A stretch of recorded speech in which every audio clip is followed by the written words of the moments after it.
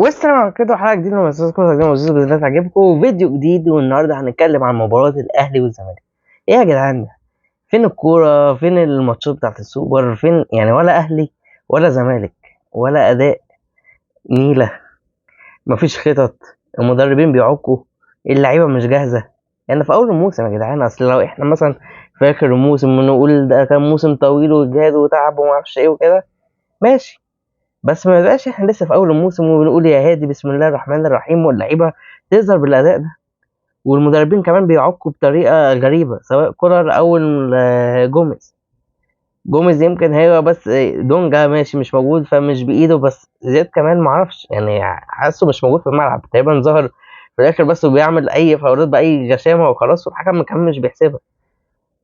فانا مش عارف بس اللي احنا لازم نقول شابوه لسيراميكا وشابوه بيراميدز وسيراميكا الاتنين لعبوا كورة فظيعة، وخصوصا سيراميكا محدش كان متوقع. يعني هو سيراميكا طبعا مع أيمن الرمادي ظاهر شغله محترم جدا، وواضح انه دايما بيعمل توليفة كويسة بين اللعيبة ولا مركزية، وبيتحركوا جامد جدا تحت المهاجمين.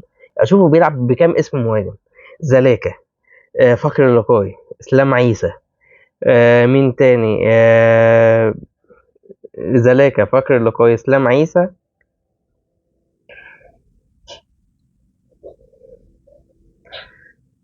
يعني شوفوا بيلعب بكام مهاجم وكام لعيب عنده، يعني هي قدرته الهجوميه اعلى من الدفاعيه. زلاكا، اسلام عيسى، فخر اللقاي، بالحاج، مش فاكر مين تاني بيلعب. يشوف بيلعب ضد الاهلي بيلعب بالطريقه دي.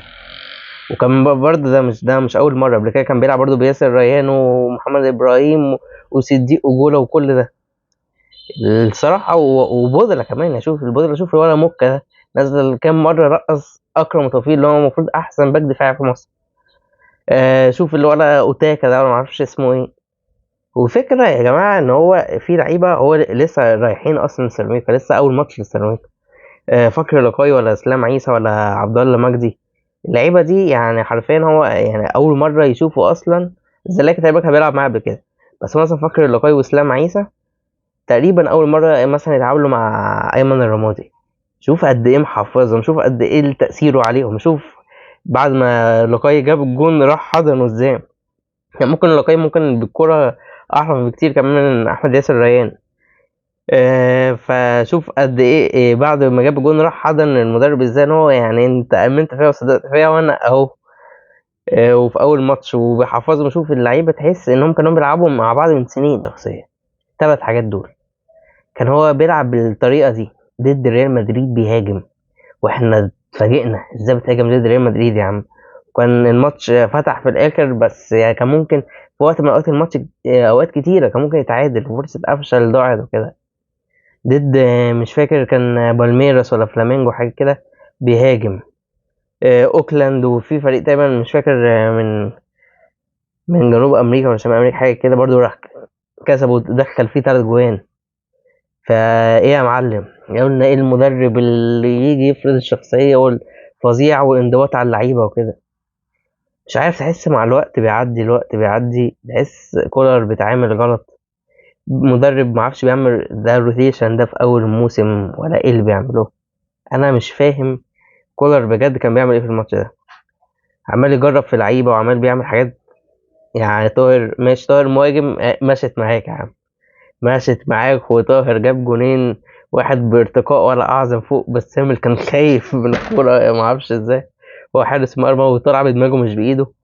والجون التاني على الطاير، بلمسه واحده فولي من الكورنر، يعني ولا سواريز ولا ابراهيموفيتش في عزه يا عم، مشيت معاه. كريم نيدفيد انا مش عارف، انا مش مقتنع بيه الصراحه. يعني من الموسم اللي فات مش عارف ازاي هيكمل معانا اصلا. يعني عشان لعيب مصري فالمشي، عشان كده كندوسي وبعديها ديانج وكده عشان لعيب مصري، كل ده عشان نستحمله عشان لعيب مصري. ده في عندك عمر الساعي، عندك السولية على الأقل المناظر ادى حس شوية.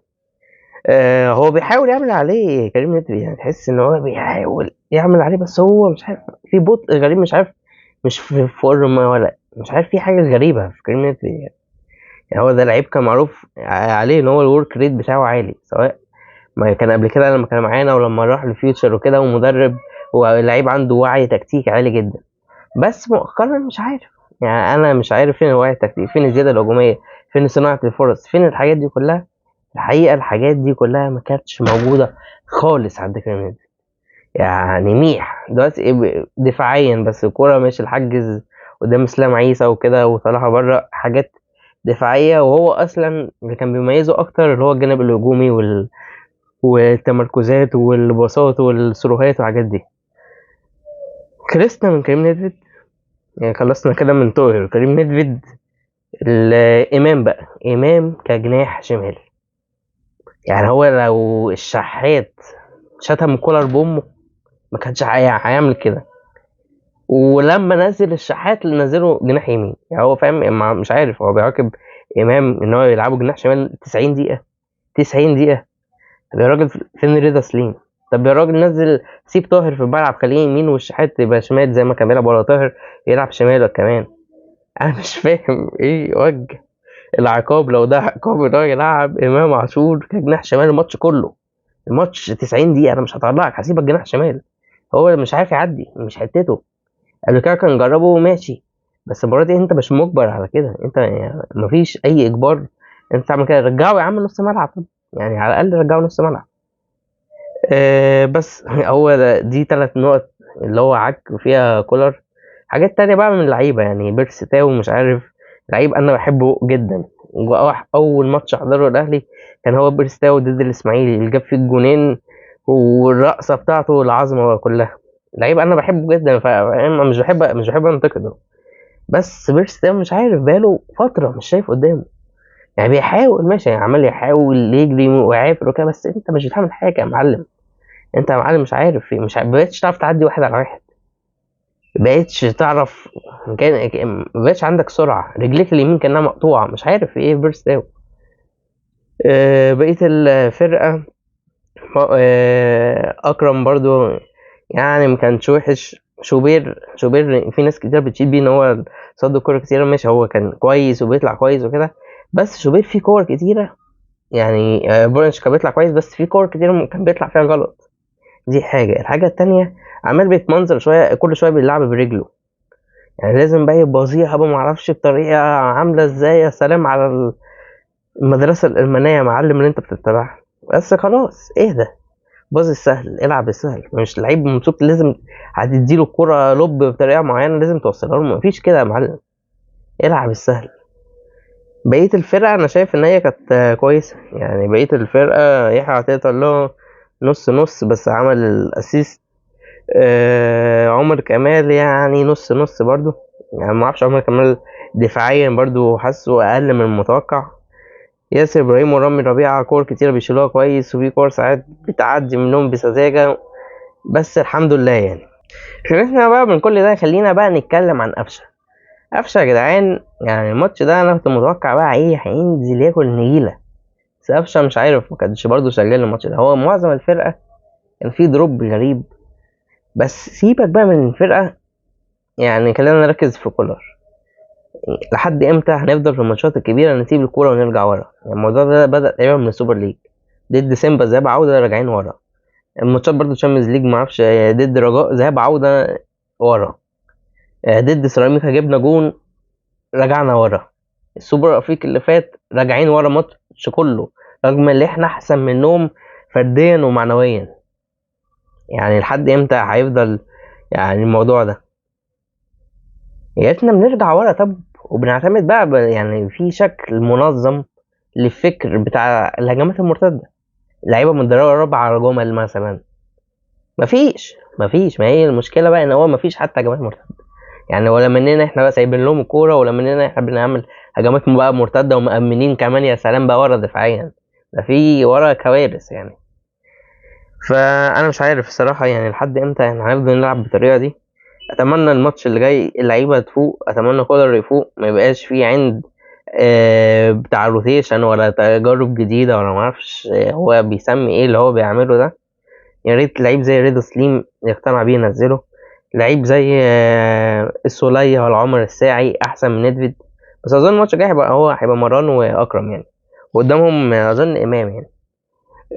بس الأجنحة رجع يا معلم حسين الشحات الراجل، يعني صحيح آخر فترة ما كانش قوي، بس كان مفنش الموسم اللي فات، كان بفورمة عالية. العب يا عم حسين الشحات. تاو لو فضل كده ليه ما تبدأش برضا سليم مثلا. والدفاع يعني انا كنت مستغرب اشرف داري برضو مش موجود. اشرف داري يا جدعان يعني كان بيلعب في كاس عالم يا جدعان، وجاي من فريق في فرنسا ودافع فيه مش عارف بتاع 3 ولا 4 مليون يورو يعني، ولا دولار.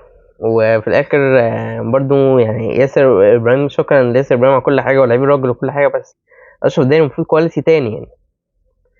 فانا يعني في حاجات قريتها تقارير بيقول لك ان هو، بس قريتها بعد الماتش يعني، قبل الماتش انا مش عارف. بعد الماتش بيقول لك يعني ابتعد بسبب بعض الالام وما اعرفش ايه. فلو هو بسبب مصاب ماشي، بس اتمنى ما يبقاش عند ان انا برضه احط اشرف داري احتياطي يعني. خلصنا من ماتش الاهلي، خلصنا من الاهلي وسيراميكا، وادينا الكريدت وكل التقدير لفريق سيراميكا، كان يستحق ان هو يلعب النهائي. نخش بقى ايه على الزمالك وبيراميدز. مباراة بقى الزمالك وبيراميدز يعني كانت حاجة تانية بقى. يعني الزمالك بقى بكل الكلام ودفع معنوية وسوبر أفريقي وكل الكلام ده، الزمالك الماتش ده ميت. تقول لي بسبب دونجا في نص الملعب؟ زيزو فين أداؤه؟ الجزيري مش متحرك زي بقية الماتشات. مصطفى شلبي ولا هو هنا. مين تاني؟ عبد الله السعيد حرفيا كان ميت الماتش ده، يعني معظم الماتش عبد الله السعيد مش موجود. ناصر ماهر هو الوحيد اللي شايفه كان كويس. بنتائج برضو فين التألق والتوج بتاعه؟ مش موجود. كان بيقول لك يا عم روبرتو كارلوس بنتائج بعد الماتش بتاع الاهلي. الشحاتة تحس ان هو معرفش يعني، هو يعني ممكن بيلعبها باك يمين بس مش بتاعته يعني. شوف ابراهيم عادل عدى كام مرة يعني. فاحس ان هو كان مظلوم في المركز ده، بالرغم ان هو لعيب يعني. صراحة شحاتة لعيب يعني خامة كويسة جدا يعني، بس بحس ان هو مظلوم شوية كباك يمين. قلبين الدفاع يعني ما كانوش وحشين يعني، شايف ان هو كمجمل كأداء يعني كانوا كويسين، سواء حسام النجاة او مسلوسي، حتى في ضربات الجزاء يعني كمان. بيراميدز بقى الناحية التانية بدأوا الماتش كانوا راكبين الماتش كويس جدا. الزمالك بدأ الماتش كان أحسن شوية، بس بعد كده راح بيراميدز مسك الكورة. شوف ضيع كام كورة. إبراهيم عادل كان بيجري، كان بيرمح براحته. الناحية بتاعته رمضان صبحي كان فايق جدا لحد نص الشوط التاني. آخر ربع ساعة قبل ما يطلع كان وحش جدا. بيراميدز شايف ان هو كان بيلعب ماتش كويس، كان راكب الماتش بعد التفوق، بعد ما جاب الجون في الاول كان لازم يدوس، لازم التاني والتالت يخلص. الزمالك حرفيا ما كانش موجود. وحتى الشوط التاني لما بيراميدز وقع وهبطوا بدنيا وقال له، ما كانش يعني، ما نقولش الشوط التاني الزمالك هو بقى كويس عشان كده بيراميدز وقع يعني. معلش الزمالك تقولي على التغييرات وكده، ولا الكونراد ميشيلاك ده يعني تقريبا ما عملش حاجه يعني. حاول يعمل كام عرضيه بس ما وصلوش. شيكابالا ما كانش ظاهر خالص. مين تاني؟ ناصر منسي تقريبا ما عملش اي حاجه غير ان هو جاب الجون في نفسه. ف بقيت لعيبه الزمالك هو نزلوا حتى كشوط تاني، انا شايف ان هو ما كانوش مؤثرين يعني. شايف الجوميز حتى كتغييرات ما اعرفش يعني، ما كانش جاهز الماتش ده قوي يعني. ممكن الحاجه الوحيده احنا نفكر فيها ان سواء جوميز او كولر هم كان تفكيرهم في النهائي، اللي هو الماتش الاولاني ده ملوش اي 30 لازمه، رغم ان سيراميكا معروفه بعناصرها، وطبعا بيراميدز تاني الدوري اصلا، معروف قد ايه يعني، وبالسكواد والعمق السكواد بتاعه ان هو فرقه جامده جدا. فممكن هو ده اللي احنا نتكلم فيه يعني. احمد سيد زيزو ضيع هدفين محققين، وفي كوره ثالثه برضه محققه وما وصلهاش، كان زماله مخلص الماتش. فالزمالك معرفش الماتش ده انا كنت متوقع ان هو صراحه هيلعبوا احسن من كده. بيراميدز كان كويس جدا الشوط الاولاني، الشوط التاني نص الشوط التاني بعد كده قالوا جامد جامد جامد جامد، لحد ما الزمالك قدر يجيب الجون وقدر يتعادل في الماتش. وبيراميدز طبعا الجون اللي في الاخر اللي هو يعني كل السيناريوهات اللي ما تجيش في عقل اي حد او استحاله كلها تركب مع بعض، ركبت. مصطفى فتحي يعرضها واوباما يجيبها وناصر منسي يجيبها في نفسه يكمل عليها، اللي هو اللي كان منقذ بتاعهم يعني. كل حاجه حصلت كانت غريبه ومريبه يعني، بس في الاخر الجون اتلغى والله اعلم يعني. يعني الجون اصلا بيقولوا من زاويه تانية الجون المفروض يتحسب جون صحيح، وكمان رمضان صبحي ضيع ضربه جزاء.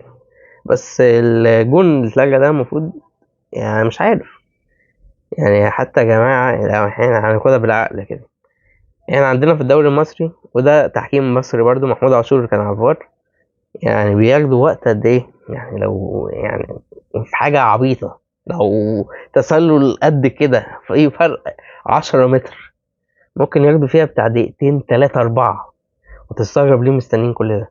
ده على طول يلا يلا يا جماعة الماتش خلاص، مش جون. طب مش عارف، لا هو يعملوا الخط والخط مش عارف برضه يعني. بس هو اوباما يا جماعة، لو انتوا عدتوا الجون من اوله، اوباما جاي من مؤاخذة عشان انا بس، اوباما جاي من ورا قوي، يعني اوباما كان ورا جدا، بعد كده عمل اتحرك بشكل ذكي جدا يعني. بس في الاخر الكوره اتلعبت واوباما عرضها وناصر منسي جابها والكوره دخلت يا عم الجول، بس في الاخر محمود عاشور لغاها. فبس ماتش الزمالك ضربات الجزاء طبعا ضربات حظ وكل حاجه، راح مصطفى فتحي برضه اللي انا حاسس، ما اعرفش، حاسس انه بيمثل ان هو بيلعب يعني، راح ضيعها، يعني كله متوقع حاسس كده، يعني في سنة كده بتاعت مصطفى فتحي ان هو زعلان وما اعرفش إيه، وكل ماتشات على فكرة بيلعب فيها الزمالك كده يعني، وتحس مش عارف، مش عايز اقول ان هو بيمثل وما اعرفش إيه، بس هو حاسه ان هو بيمثل، ما اعرفش، يعني مش كل مرة قبل كده برضه راح ضيع واحد ضد الزمالك. المهم الماتش خلص، اكيد نتكلم بقى عن الماتش بتاع النهائي، الاهلي والزمالك هيخشوا الماتش بمعنويات مختلفة، مفروض بشغف اكتر، بطموح اكبر ان هم يلعبوا الماتش بتركيز اكبر من اللعيبه. حتى الاهلي هيبقى عايز يكسب بعد ما خسر ضد سوبر افريقيا، والزمالك هيبقى عايز يكسب عشان يكمل بطولات في الموسم ده. هنشوف الماتش هيجري على ايه، ممكن نتكلم قبل الماتش هيكون يوم الخميس ان شاء الله، ان شاء الله ماتش قوي، ان شاء الله ماتش يكون لذيذ بدل القرف اللي احنا شفناه من الاهلي والزمالك في الماتشين اللي فاتوا، وان شاء الله الاهلي يكسب يا رب كده ان شاء الله. اتمنى يكون الفيديو عجبكم، اهم حاجه ما تنسوش لايك وشير وسبسكرايب، وجديد ان شاء الله اكلمكم في فيديو جديد، والسلام عليكم ورحمه الله وبركاته.